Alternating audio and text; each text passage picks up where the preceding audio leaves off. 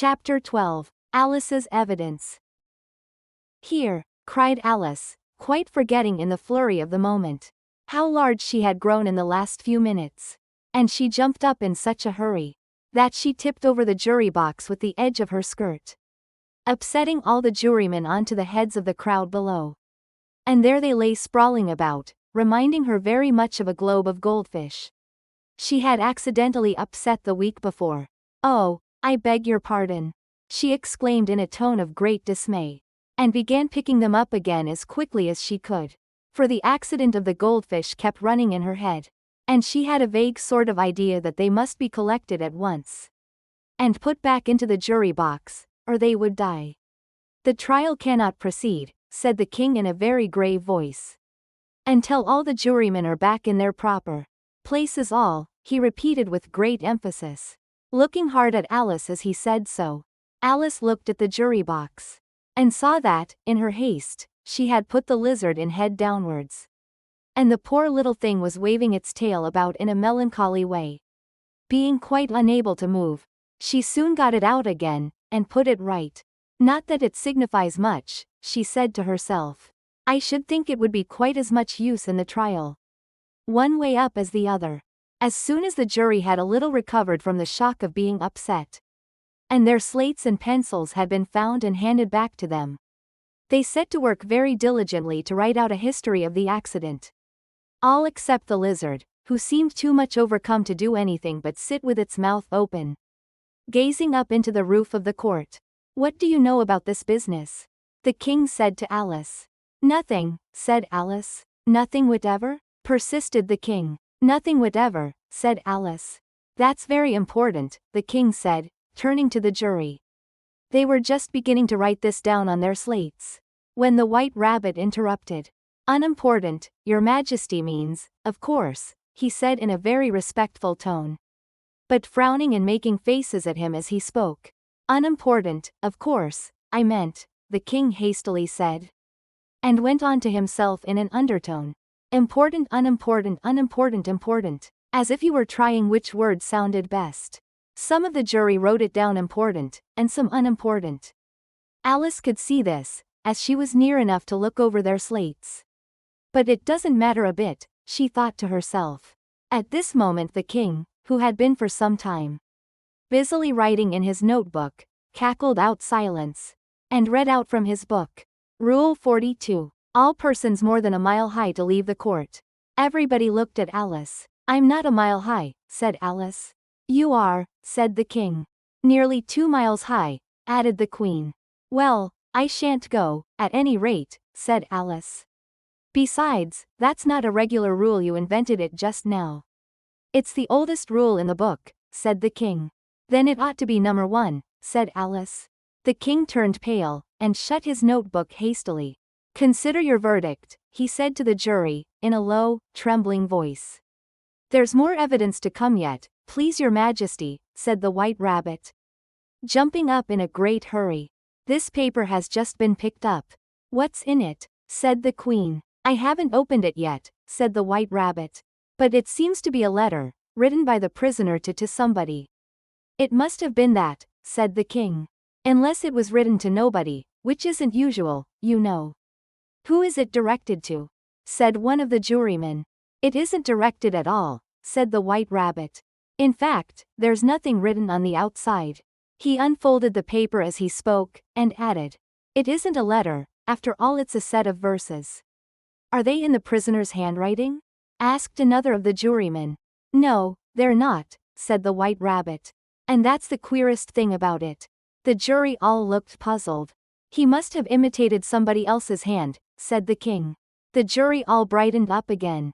"Please your majesty," said the knave, "I didn't write it, and they can't prove I did. There's no name signed at the end." "If you didn't sign it," said the king, "that only makes the matter worse. You must have meant some mischief. Or else you'd have signed your name like an honest man." There was a general clapping of hands at this. It was the first really clever thing the king had said that day. "That proves his guilt," said the queen. "It proves nothing of the sort," said Alice. "Why, you don't even know what they're about." "Read them," said the king. The White Rabbit put on his spectacles. Where shall I begin, please your majesty? He asked. Begin at the beginning, the king said gravely. And go on till you come to the end, then stop. These were the verses the white rabbit read. They told me you had been to her. And mentioned me to him. She gave me a good character. But said I could not swim. He sent them word I had not gone. We know it to be true. If she should push the matter on, what would become of you?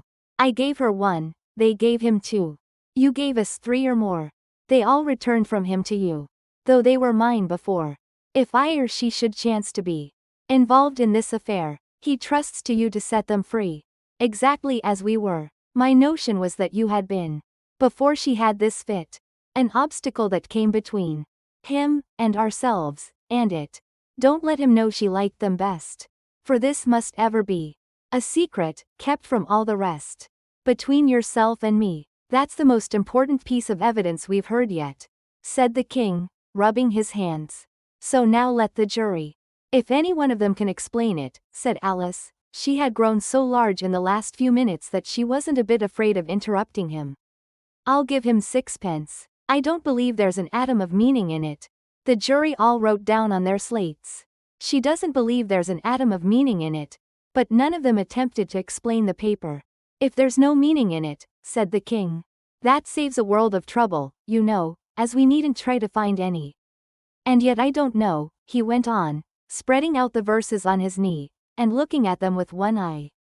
I seem to see some meaning in them, after all. Said I could not swim.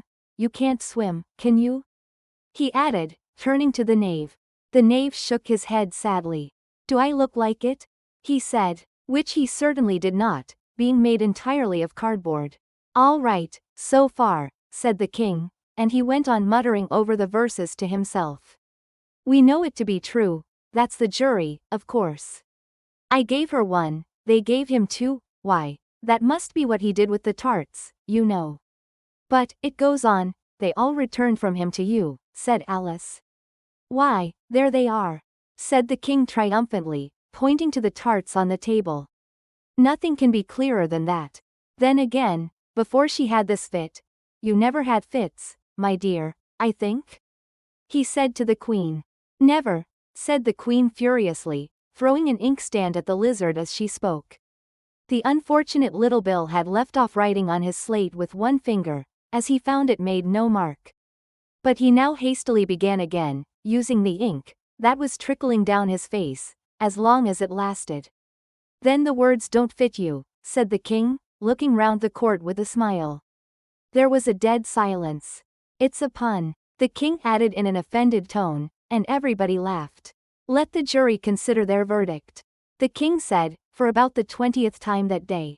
No, no, said the queen. Sentence first, verdict afterwards. Stuff and nonsense, said Alice loudly. The idea of having the sentence first. Hold your tongue, said the queen, turning purple. I won't, said Alice. Off with her head, the queen shouted at the top of her voice. Nobody moved. Who cares for you, said Alice. She had grown to her full size by this time. You're nothing but a pack of cards. At this the whole pack rose up into the air, and came flying down upon her. She gave a little scream, half of fright and half of anger, and tried to beat them off. And found herself lying on the bank, with her head in the lap of her sister, who was gently brushing away some dead leaves that had fluttered down from the trees upon her face. Wake up, Alice dear, said her sister. Why, what a long sleep you've had. Oh, I've had such a curious dream, said Alice. And she told her sister, as well as she could remember them, all these strange adventures of hers that you have just been reading about.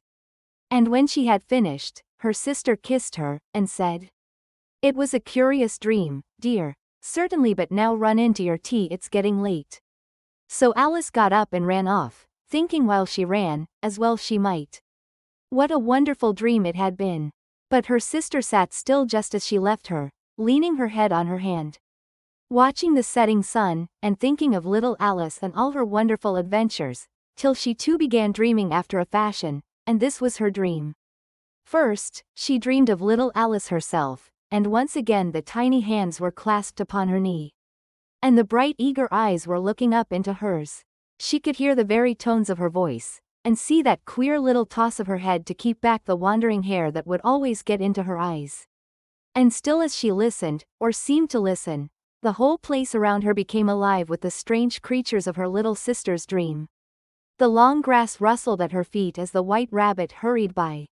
The frightened mouse splashed his way through the neighboring pool. She could hear the rattle of the teacups as the March Hare and his friends shared their never-ending meal. And the shrill voice of the queen ordering off her unfortunate guests to execution. Once more the pig baby was sneezing on the Duchess's knee, while plates and dishes crashed around it. Once more the shriek of the griffin, the squeaking of the lizard's slate pencil, and the choking of the suppressed guinea pigs, filled the air, mixed up with the distant sobs of the miserable mock turtle. So she sat on, with closed eyes, and half believed herself in Wonderland. Though she knew she had but to open them again, and all would change to dull reality. The grass would be only rustling in the wind, and the pool rippling to the waving of the reeds. The rattling teacups would change to tinkling sheep bells, and the queen's shrill cries to the voice of the shepherd boy. And the sneeze of the baby, the shriek of the griffin, and all the other queer noises, would change she knew to the confused clamor of the busy farmyard. While the lowing of the cattle in the distance would take the place of the mock turtle's heavy sobs.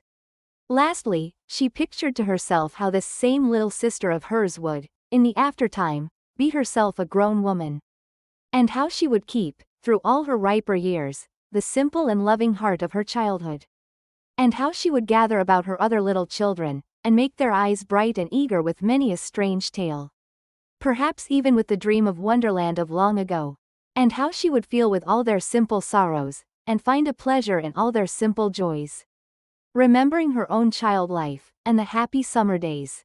The end.